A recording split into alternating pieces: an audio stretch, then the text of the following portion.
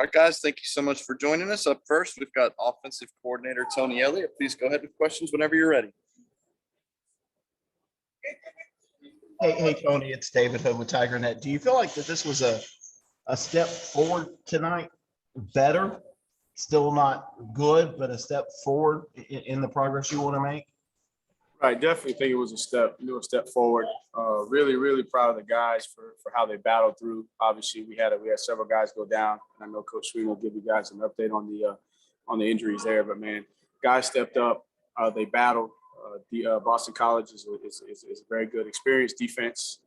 So we were able to be balanced. Not good enough on third down. Needed to punch that one in the end zone when we were down inside the 5. But definitely a step in the right direction. Just happy for these guys to have some success. On the scoreboard in terms of winning the game, but then also have a little bit of success putting drives together. They had some adversity to overcome. They had a couple of backed up situations, and we were able to drive and get some points. So definitely didn't turn the ball over up until that last 4-minute situation there at the end of the game. Didn't have any sacks, so I thought the protection was solid for the most part. So something to build upon. What we needed to show is that we can respond, and I think the guys respond, and that'll give us some momentum going into the open week, so we can get healthy. Hey Tony, this is Gene from Charleston. Is DJ? Is he allowed to make pre-snap audibles, and would you like to see him do more of that if he is? There's certain things that we give him. We give him the ability to check, but at the same time too, with where we are offensively, you don't want to rush too fast there. And we talked about it, just kind of trying to keep things as simple as possible for everybody until we really kick into our rhythm and hit our stride.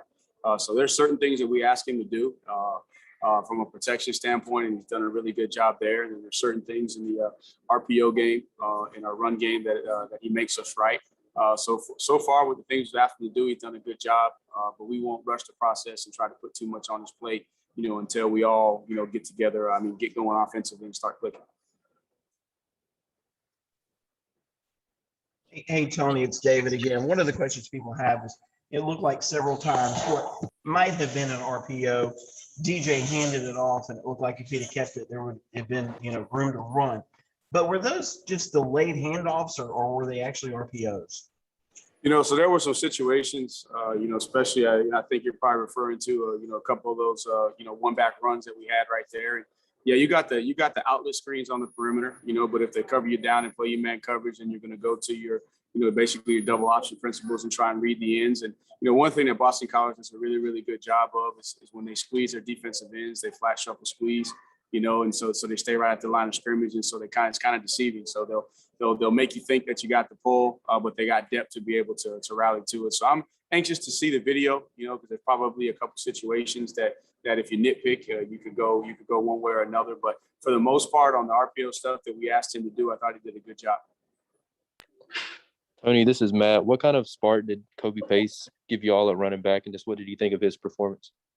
I thought he did a good job, and really proud of him and how he responded, because he had the false start penalty there. And, obviously coach was coaching him very hard, and then he comes back and he puts together a really, really good game. Caught the ball, on a couple of on the perimeter well for us. And, he just looked like the guy that we all saw coming out of spring ball. Just looked confident, found the big run, but hats off to the offensive line. You don't rush for over 200 yards if the offensive line is not doing a good job of creating holes and creating a new line of scrimmage. And then what you saw and what we all knew was there that we hadn't seen, up until this game is just all the yards after contact. He is a big guy that can put his pads down, and he can run through tackles. So I'm proud of him for that. And hopefully this is just encouragement to him and some motivation and to keep pushing forward, because we're going to need him, to lead us down the stretch until Shipley gets back. Tony, this is Tony. Elliott, Rob Gilbert, WCRS, 1450 AM, 98.5 FM.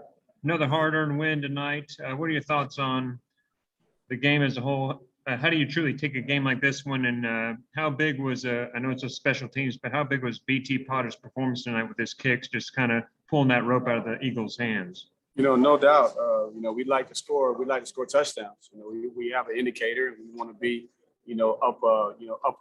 upper 60s to low 70s in touchdown percentage when we go into the into the red zone. And so, he was able to make the kicks, and there were some drives where we weren't able to get the ball in the end zone. But overall, just proud of our guys, man. Just all that they've been through these first 4 weeks, and obviously the way they had a decision to make, they responded. We knew that BC is a really, really good football team, playing with a lot of confidence. They're 4-0, had a big win up at home the week before. So just proud of the guys' effort. I think what you're realizing about this football team is, man, they got the will to win. They got the passion, they got the fight, and we're just in the process of refining all the details. And once we're able to combine, the details with the passion and the fight, and I think these guys are going to explode. Coach, this is Justin Robertson with the Tiger Student Newspaper. Yes, sir. Earlier this week, you mentioned how DJ was a little bit antsy in the pocket against NC State. Did you see any improvements tonight in this confidence? From where I was at, it's tough for me to see all of that, because there's certain things that I'm looking at, from a defensive structure standpoint in between play calls. But for the most part, man, he stood up in the pocket, delivered the ball, had good protection, and so I anticipate when you watch the video that you'll see a better. Now I know he's going to want a couple throws back. There were a couple of throws that probably would have resulted in some touchdowns, and then it's also some drops. Some of the wideouts got to come through, especially on third down, and then they're contested plays, and that's what we knew playing this team. They play a lot of cover one man coverage that you're going to have to throw in tight windows. You're going to have to catch and make plays in contested situations. Tony, this is Matt. With the offensive line, with the switch up with Putnam being out, did you feel like that group really played well with Bachhorst going to guard and Rayburn at center? Is that something you think we could see more of? We've been trying to figure out the best combination, find the right guys. And Putnam's been playing well, and it's unfortunate that he was out, not able to go. And just after evaluating everything, just felt like it was the best thing to do is give Rayburn a chance at center and move Bach back over to guard, and then let Tio and let Marcus kind of battle throughout the week to see who was going to be the first one to run out there. So based off of everything that we've seen right now, haven't had a chance to really go evaluate the tape yet, but just pleased with those guys. I mean, we were able to be balanced. We ran the ball, we threw the ball, we protected the quarterback. And we did have one bad snap. There was one snap on the ground, but we'll continue to evaluate it week to week and figure out, what's the best lineup per the game plan, and then where the guys are just fundamentally, mentally, and performance-wise in practice. All right, this is Larry. Does it feel like Bachhorst is most comfortable at guard? It kind of looked that way just tonight. He's had a tough draw too. You play center and you play these odd defenses, these three-man fronts. I mean, you're on an island by yourself, and so you play in a loud environment where your head's down, you snap the ball, and as soon as you snap the ball, the guy's got his hands on you. So that's tough for any center to play in that situation. But he was willing to do whatever we asked him to do.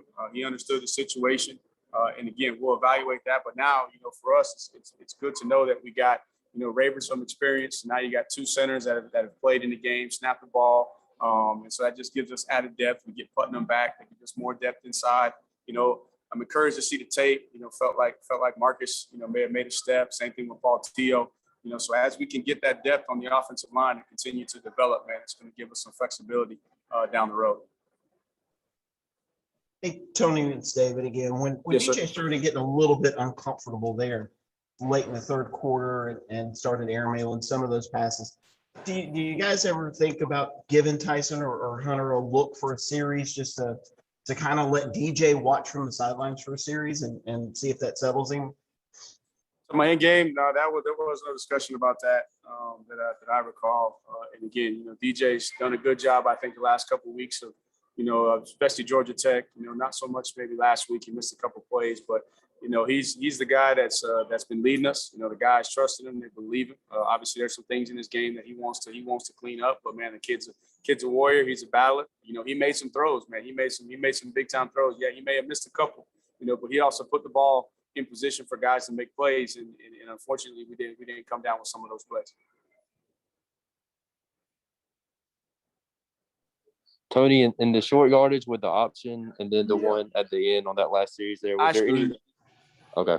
I screwed it up. I should have checked it. I should have checked it right there. We had man coverage and thought we had the ability to get through and get to the backer. their defensive end did a good job. He saw the tackle, slightly step down on an influence step. He banged him so that we couldn't get to the edge. And so now you had 2 unblocked outside. I should have checked that. That was on me. I put him in a tough situation. Probably should have went with something more in the zone family. But I know we had man coverage, and I was trying to get the ball on the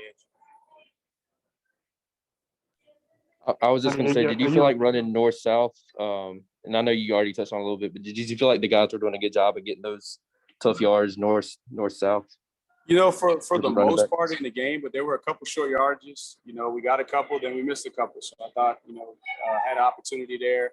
Was gonna check it, and I saw it, and I said it's close. I said let's take a chance, because again, if you get the backer sealed, you pitch off the end, man. There's nobody out there for Kobe. He walks for a long time, so high risk, high reward. But now that I look back and having seen how they played it up in the upstairs on TV, I should have checked it to the to the inside zone or a quarterback run or something there and got going north or south. That's on me.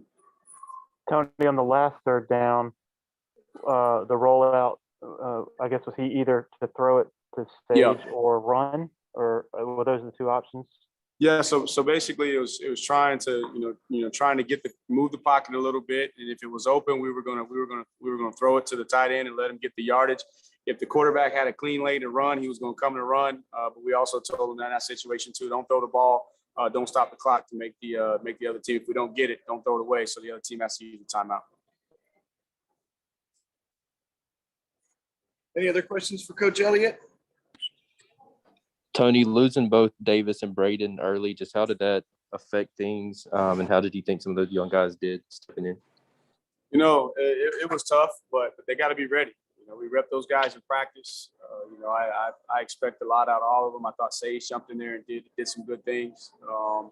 Had a tough catch, even though it was reviewed, showed that it was a catch. So that was big for us. Moving the chains.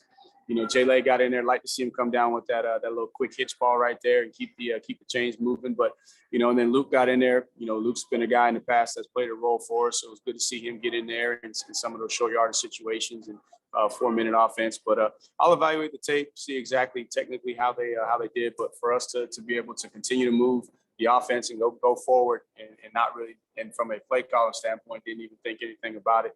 Just kept rolling with what the plan was. Tony, I know you were on the press box or in the press box and not talking with DJ directly, but was there any feedback you got as on some of those throws why he was a little hesitant to let it go when it seemed like maybe guys were open? No, that's him and Coach Streeter communicating there. I didn't hear anything. If it's something big picture, Streeter will usually chime in and let me know something's going on.